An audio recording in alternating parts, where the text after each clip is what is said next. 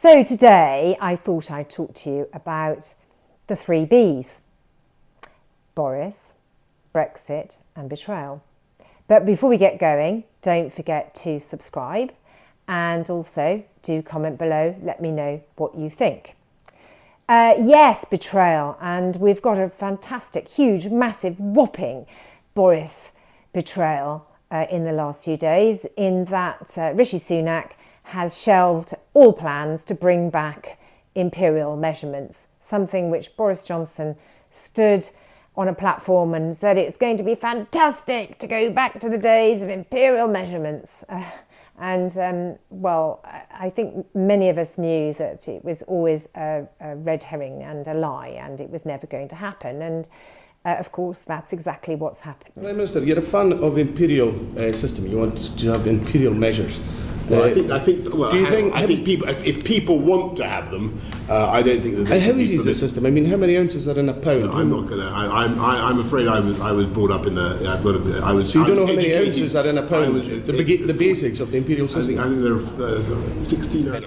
So Boris Johnson, when he was in trouble after Partygate in the last few weeks of his premiership, decided to do a dead cat story of bringing back Brexit imperial measurements just to boost his popularity.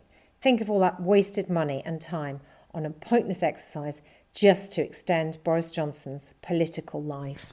Nostalgia, like you said, it's a really good feel-good factor kind of story for kind of certain generations and a kind of voter that Boris really needs to win back, particularly post-Partygate. Whether it's going to have any major impact, I'm not 100% convinced by it, but I think it's little things like this that just push him a little bit further on, and then he'll do something else, it'll be a little bit more. And I think that's probably the strategy that they'll be going with. And we'll just have to see how well it works. I mean, clearly one of Boris's political strategies is to stay popular, just as a person himself, and to create feel-good headlines. And there's no doubt he has achieved that this morning. Oh, definitely. I mean, since Partygate, Boris's personal brand took a real heavy hitting. If you notice, the Conservatives have started to move away from having Boris as front and centre. If you looked at 2019, you'd think Boris was the Conservative Party. In terms of creating all the stories, I think, particularly as we kind of live through the cost of living crisis and that kind of feel as though things aren't really going very well, and he needs to kind of get a little bit of positivity back in the country. Small things like this, weirdly in this country, often work. Yeah. In other countries, I don't really think that this would really be a thing. But over here, we're very nostalgic over our kind of pounds and ounces. But it does mean that there's people out there who are disappointed and have been betrayed because they believe Boris. And that's really what made me think about of the betrayal all round that has actually hurt everybody. It doesn't matter what you believed or what you voted. And there's nothing clearer than that betrayal in what Boris Johnson offered the Polish community, who many of came here actually during the war, in fact, and stayed here all these years and built businesses and families and communities here and helped us build and run our country. And Boris Johnson, when he was Foreign Secretary under Theresa May, spoke to the Polish community, and here it is. Here's his promises. And we know, and you can see him so effortlessly lying his teeth off in what he promises. We have 30,000 businesses in this country that are Polish. Can you believe that? 30,000 businesses in Britain, because we have 1 million Poles in Britain. And we are thoroughly blessed, we are lucky. And I have only one message for you all tonight. You know exactly what it is. You are loved, you are welcome, your rights will be protected, whatever happens. Yes? Well, they're recording this. Your rights will be protected, whatever happens, and we will make sure that we continue to be open and welcoming to those from Poland who want to come and live and make their lives here in this country. Because it has been a fantastic thing for Britain and a fantastic thing for London, the city that I used to run. So thank you very much, everybody. Well done, the Belvedere Forum, for what you are doing. I wish you every possible success. And what I try to think of some Polish words now. It's the second most popular language in this country now.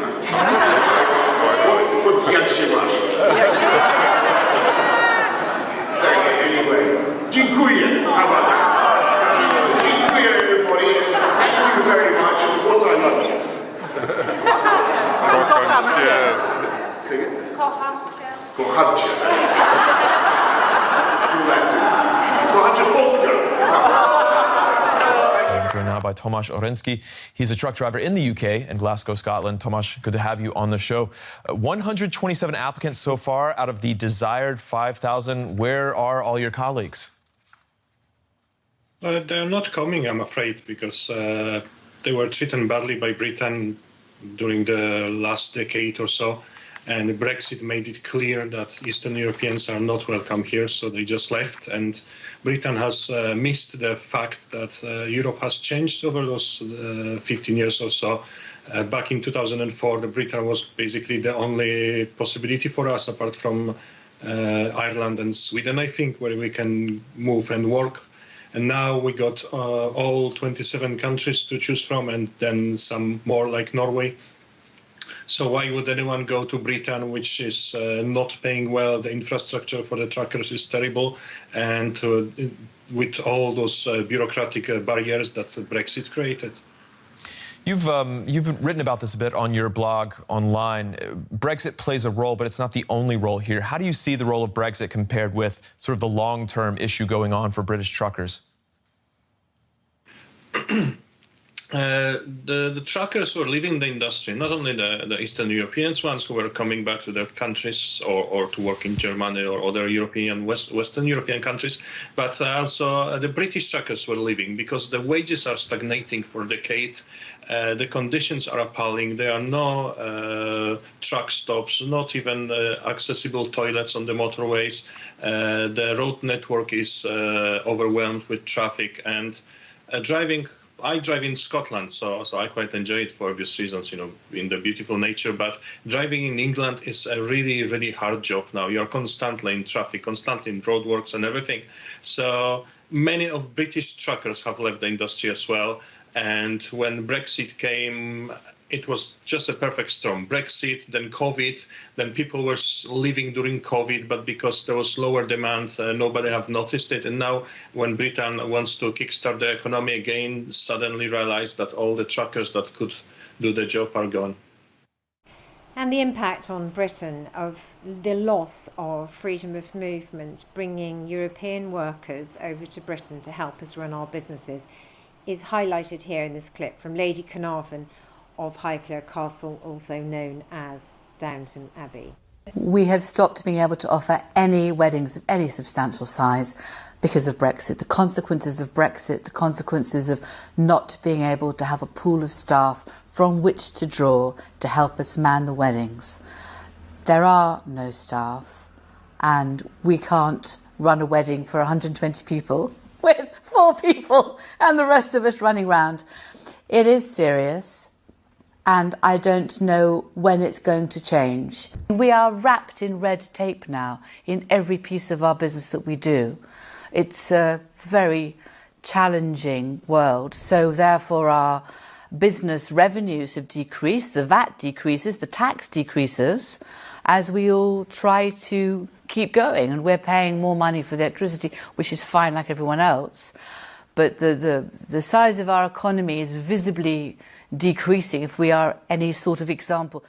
So it ought to be clear as day, that Boris Johnson will say anything to ensure that he is popular and elected and gets power. And he doesn't care the consequences of what he promises. And that's exactly why we have Brexit, because he bought into making people feel nostalgic and good about doing something which is actually really hurting Britain, and it will continue to hurt Britain until we face up to facts and try and do our best to get back into Europe, to free up our trade and get our freedom of movement back and get our prosperity back.